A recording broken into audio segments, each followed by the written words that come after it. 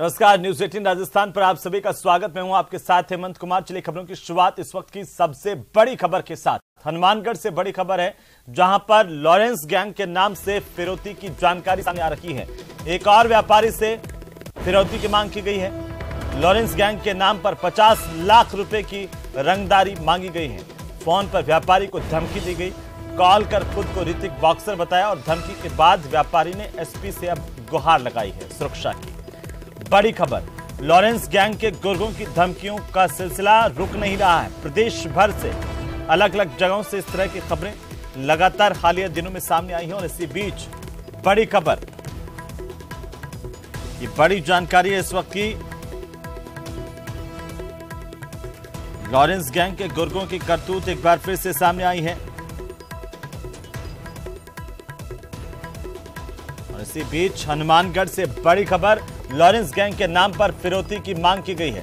ज्यादा जानकारी के साथ राजू रामगढ़िया हमारे संवाददाता फोन लाइन पर है। राजू, क्या जानकारी है? लॉरेंस गैंग के नाम पर यहां फिरौती की मांग हुई है फोन कॉल के जरिए। जी बिल्कुल, ये हनुमानगढ़ का एक व्यापारी है जिसका ये कहना है कि लॉरेंस गैंग के नाम पर पहले तो 25 जनवरी को एक कॉल आई जिसमें 50 लाख रुपए मांगे गए और उसके बाद में कल फिर कॉल आई जिसमें ये कहा गया कि या तो 50 लाख रुपए दे दो और अगर आपको बैठ के बात करनी है तो कुछ कम ज्यादा भी हो सकता है और अगर आप पैसे नहीं दोगे तो आपको गोली मार दी जाएगी।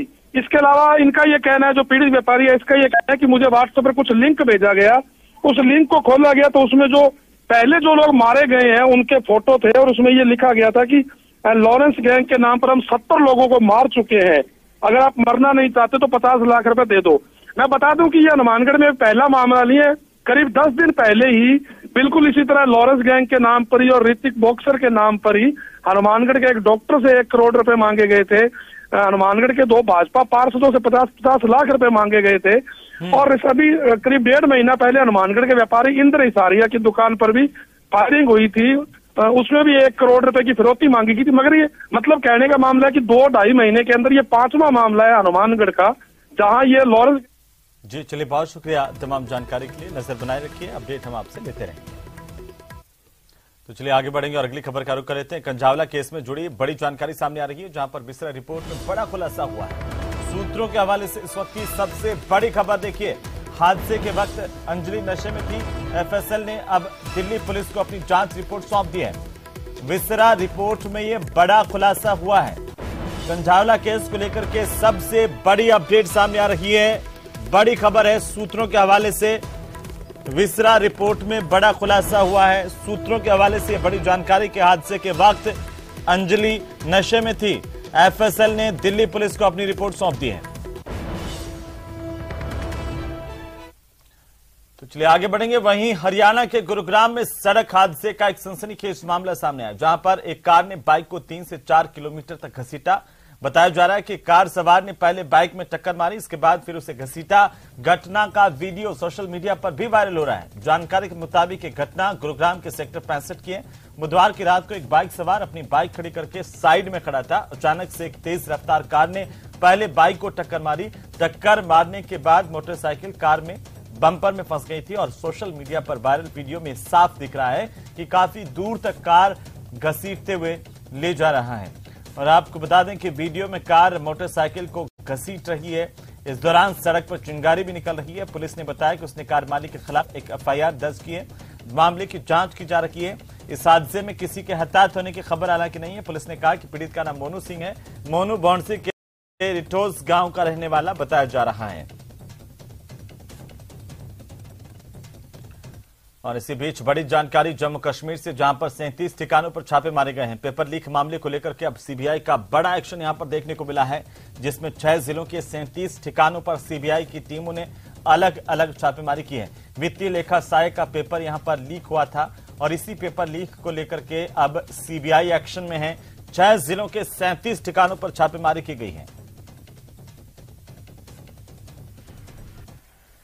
इस समय हम जम्मू के मलिक मार्केट इलाके में मौजूद हैं, जहां पर गुरु तेग बहादुर नगर में यहां पर सीबीआई द्वारा रेड जो है वो की जा रही है। आपको बता दें करीबन 37 अलग अलग लोकेशन पर 6 डिस्ट्रिक्ट में जम्मू कश्मीर के इस समय सीबीआई की रेड जो है वो चल रही है। और बताया जा रहा है कि फाइनेंशियल अकाउंट असिस्टेंट में जो धांधलियां हुई थी उस मामले को लेकर अलग अलग जगहों पर जो सीबीआई है वो रेड कर रही है। और आज जसबीर सिंह लोह के घर जो यहाँ पर एक ट्रांसपोर्टर बताए जा रहे हैं, उनके घर हाउस नंबर 15 में ये गुरु तेग बहादुर नगर में रेड जो है वो चल रही है। और सीबीआई के जो सीनियर ऑफिशियल्स हैं वो इस समय इस घर में मौजूद हैं, जहां पर लगातार जो छानबीन है वो की जा रही है, पता लगाने की कोशिश की जा रही है कि क्या पूरा मामला था। हालांकि सीबीआई ने अभी तक पूरी तरह से क्लियर नहीं किया है कि ये दोषी हैं या नहीं, पर लगातार आपको बता दें कि 37 अलग अलग लोकेशंस पर जो रेड्स हैं वो अभी चल रही हैं और 6 अलग अलग डिस्ट्रिक्ट में जम्मू के, जिसमें कि ये पता लगाने की कोशिश की जा रही है कि जो फाइनेंशियल अकाउंट असिस्टेंट जो एग्जाम हुआ था उसमें जो त्रुटियां पाई गई थी, उसमें जो स्कैम हुआ था, उसमें कौन कौन लोग इन्वॉल्व हैं, उसी को लेकर सीबीआई जो है वो लगातार जम्मू कश्मीर के अलग अलग कोनों में छानबीन कर रही है, सर्च कर ये पता लगाने की कोशिश कर रही है कि कौन इसके पीछे इन्वॉल्व था और उसे जल्द से जल्द पकड़ा जा सके। नेटवर्क एडिंग के लिए जम्मू से मैं रजत बोरा। तो चलिए, जम्मू कश्मीर से ही बड़ी खबर है। आपको बता दें कि टेरर फंडिंग के खिलाफ एक बड़ा एक्शन हुआ है, जहां पर श्रीनगर में कई जगहों पर एसआईए की तरफ से छापेमारी की गई है। टेरर फंडिंग को लेकर के ये बड़ी कार्रवाई है। एसआईए की तरफ से बड़ी कार्रवाई करते हुए कई जगह पर छापेमारी की गई है और लगातार जांच अभी इस पूरे मामले को लेकर जारी है। तो आपको बता दें कि जम्मू कश्मीर में आतंकियों पर नकेल कसने की जद्दोजहद में जांच एजेंसी ने छापेमारी शुरू कर दी है। श्रीनगर में कई ठिकानों पर स्टेट इन्वेस्टिगेशन एजेंसी यानी कि एसआईए की तरफ से छापे मारे गए हैं। बताया जा रहा है कि यह छापेमारी आतंकी फंडिंग केस में की जा रही है। एजेंसी को खुफिया इनपुट मिले थे, जिसके बाद अधिकारियों की ओर से गुरुवार सुबह छापेमारी शुरू की गई। जांच एजेंसी ने इस तरह की दर्जनों प्रॉपर्टी को अटैच किया है, जिसे या तो टेरर फंडिंग से बनाया गया या फिर वहां किसी न किसी तरह की आतंकी गतिविधियों को अंजाम दिया जा रहा था, जिनमें से आतंकी संगठनों से संबंधित कई प्रॉपर्टीज हैं। और रिपोर्ट में यह भी बताया गया कि आतंकी संगठन जमात इस्लामी से जुड़ी भी कई प्रॉपर्टी को अटैच किया गया है।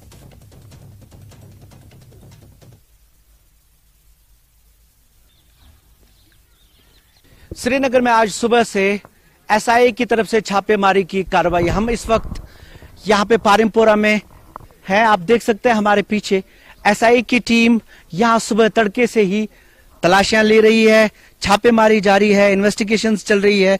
और ये इन्वेस्टिगेशंस अभी तक जो हमें पता चला है 10 और लोकेशंस पे हो रही है, नटीपोरा में, बरजला में और इसके अलावा जवाहर नगर में भी आज सुबह से ही यहाँ पे रेड्स हुई हैं। एसआईए की पुलिस बाहर से उनकी मदद कर रही है, अंदर एसआईए के अफसरान अभी भी यहाँ पे मौजूद है। और ये अक्सर लोग जो हैं, ये कहा जा रहा है कि ये मिलिटेंसी फंडिंग का केस है और अक्सर जिन लोगों के यहाँ आज छापेमारी हुई, जिनके यहाँ आज इन्वेस्टिगेशंस हुई, वो मुल्क से बाहर रह रहे हैं। पिछले 3 महीने से जो हमें पता चला है कि कुछ महीनों से यहाँ पे ये देखा जा रहा है कि मिलिटेंसी फंडिंग के केसेस में क्या कुछ बाहर के लोग जो हैं, जो कश्मीर से बाहर रहते हैं, उनके तार जुड़े हैं तुर्की और कुछ ममालिक से। पहले ही कुछ लोगों को जो वहां रह रहे हैं उनको मिलिटेंसी में इन्वॉल्व करार दिया गया है और कुछ एक को तो ये भी कहा गया है कि वो टीआरएफ के साथ उनके सीधे तार हैं। जो बातें हो रही है कि मिलिटेंसी जो इकोसिस्टम खत्म करना है,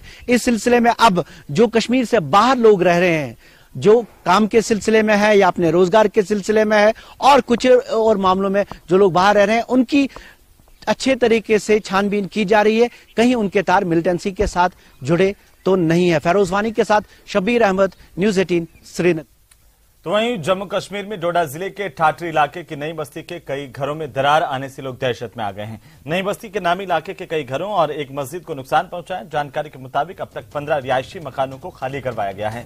वहीं ठाठरी प्रशासन की ओर से पूरे इलाके को रेड जोन घोषित किया गया है। सभी से इस स्थान पर न जाने की अपील की गई है, जबकि जम्मू कश्मीर पुलिस रिहायशी मकान खाली करने का ऐलान करते हुए नजर आई। इस मुसीबत को देख स्थानीय लोग परेशान हैं और उन्होंने समय रहते कोई उचित कार्रवाई न करने पर प्रशासन के प्रति अपनी नाराजगी जाहिर की है।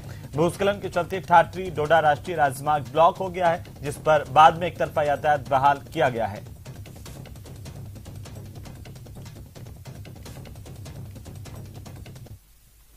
एक जरूरी ऐलान, नई बस्ती में जितने भी मकानों में दरारें पड़ी हुई हैं, उन लोगों को मुतला किया जाता है कि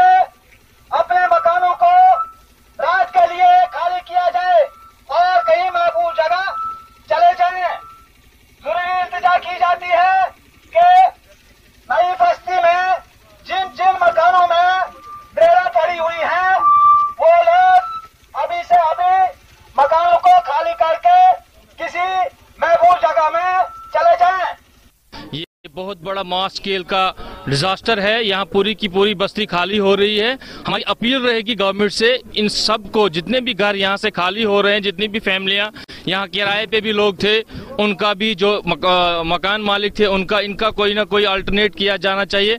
मैं कहूँगा इमीडिएट इनके लिए मेरे हिसाब से यहाँ ऊपर पीडीसी की बिल्डिंगें बनी हुई है, काफी अरसा दराज से वो खाली हैं, इन लोगों को वहाँ मुंतकिल किया जाना चाहिए।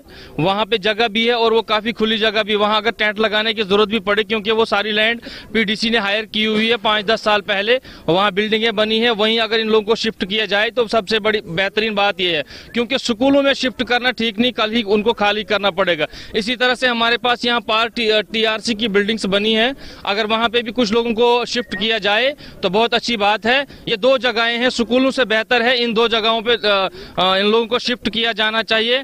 और इसके साथ साथ मेरी एलजी मनोज सिन्हा साहब से रिक्वेस्ट है कि जब कोई बड़ा डिजास्टर आता है, जैसे पिछली बार यहाँ हमारे किश्तवाड़ पीछे कहीं डिजास्टर आया था और भी बहुत सारी जगहों पे, तो इसी तरह से ये भी एक बहुत बड़ा डिजास्टर है, ये दिन ब दिन बढ़ता जा रहा है।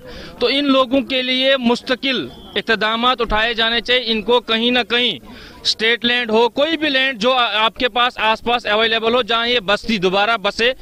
फैमिली जो कल जितने इफेक्ट थे, कल वो सारे एम्प्लॉय तबके थे तो उतना हमें उनका नहीं था, उनके पास दूसरी जगह भी घर था। लेकिन जो आज इफेक्ट हो रहे हैं उसमें कुछ खच्चर वाले हैं, गरीब गुरबा काफ़ी हैं। डीसी साहब और ड्यूकॉम साहब की भी डायरेक्शन है, अभी हम इसीलिए आए हैं, जिसको जगह नहीं है उसको हमें कहीं ना कहीं जगह दे के रिहेबिलिटेट 1-2 घंटे के करना पड़ेगा। और ये तो बढ़ता ही जा रहा है, मॉनिटर कर रहे हैं सिचुएशन को, देखिए क्या बनता है। तो लोगों का कहना है कि बहुत सारे क्वार्टर्स खाली पड़े हुए हैं, क्या अगर लोग हमें तब तक उन क्वार्टर्स में लेते, क्या आप उन क्वार्टर्स में ले सकते हो उन लोगों को? उन रिहेबिलिटेशन पॉलिसी आप कुछ ऐसी निकाल ले जब तक कि ये लोग फिर जो है वापस अपनी जगह। अभी तो जो भी होगा क्वार्टर अलॉट वैसा तो नहीं है, लेकिन टेम्परेरी इनको जो है रखा जाएगा, फैसिलिटेट किया जाएगा। डिजास्टर बहुत बड़े लेवल का, इसमें गवर्नमेंट भी कीनली वॉच कर रही है, तो जरूर कोई बड़ा डिसीजन तो लिया ही जाएगा, क्योंकि ये लोकलाइज 1-2 घरों का मामला है नहीं।